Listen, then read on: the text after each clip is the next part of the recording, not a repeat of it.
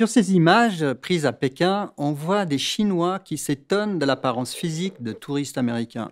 Les différences physiques entre les humains sont frappantes et elles peuvent donner l'impression qu'il existe 3 ou 4 types humains différents. C'est précisément à cette conclusion qu'était arrivé un des plus célèbres naturalistes du XVIIIe siècle, Carl von Linné. Dans son système de la nature, il a proposé de distinguer 4 variétés humaines. Les rouges, les blancs, les jaunes et les noirs. Cette classification allait marquer les esprits. Le XVIIIe siècle est aussi le siècle de la remise en question du pouvoir absolu et de la lutte pour la reconnaissance de l'égalité entre tous les humains. À la Révolution française, ce principe est inscrit dans la Déclaration des droits de l'homme et du citoyen.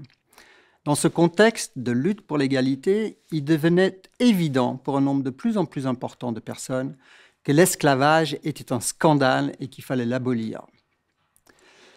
Mais toute lutte sociale provoque de la résistance. Le racisme scientifique naît dans ce contexte d'affrontement entre 2 conceptions opposées de l'humain, l'une égalitaire, l'autre inégalitaire.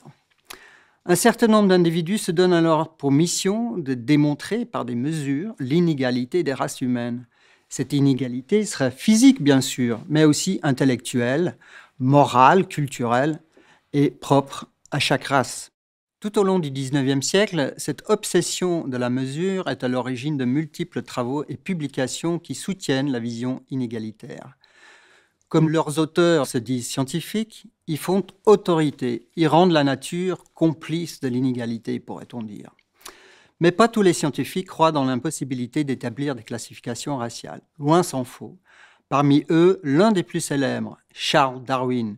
Il écrit en 1871 « Le naturaliste qui a eu le malheur d'entreprendre la description d'un groupe d'organismes très variables, je parle d'expérience, a rencontré des cas précisément analogues à celui de l'homme. S'il est prudent, il finit par réunir en une espèce unique toutes les formes qui se confondent les unes avec les autres, car il ne se reconnaît pas le droit de donner des noms à des organismes qu'il ne peut pas définir. » C'est au cours de la deuxième moitié du XIXe siècle que de plus en plus de voix s'élèvent contre les théories raciales.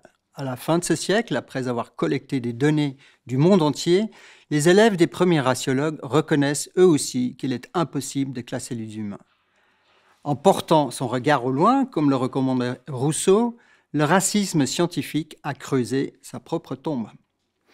Cette petite animation va vous aider à mieux comprendre pourquoi. Ici, vous avez la répartition mondiale de la couleur de la peau telle qu'elle devait être au début du XVIe siècle, avant les grandes migrations modernes.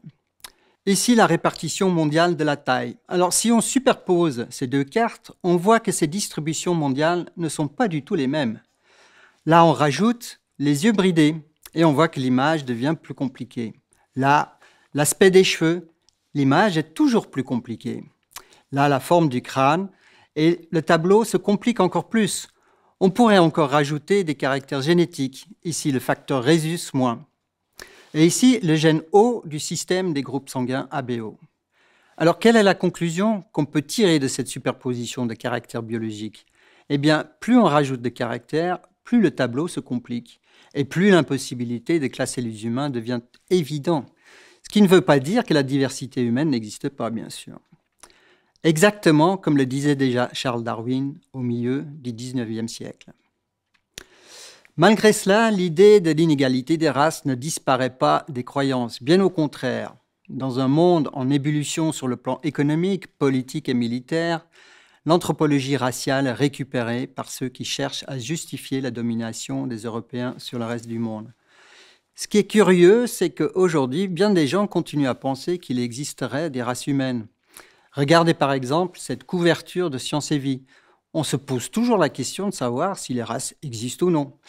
Et ici, avec cette collection de petites poupées, 4 races.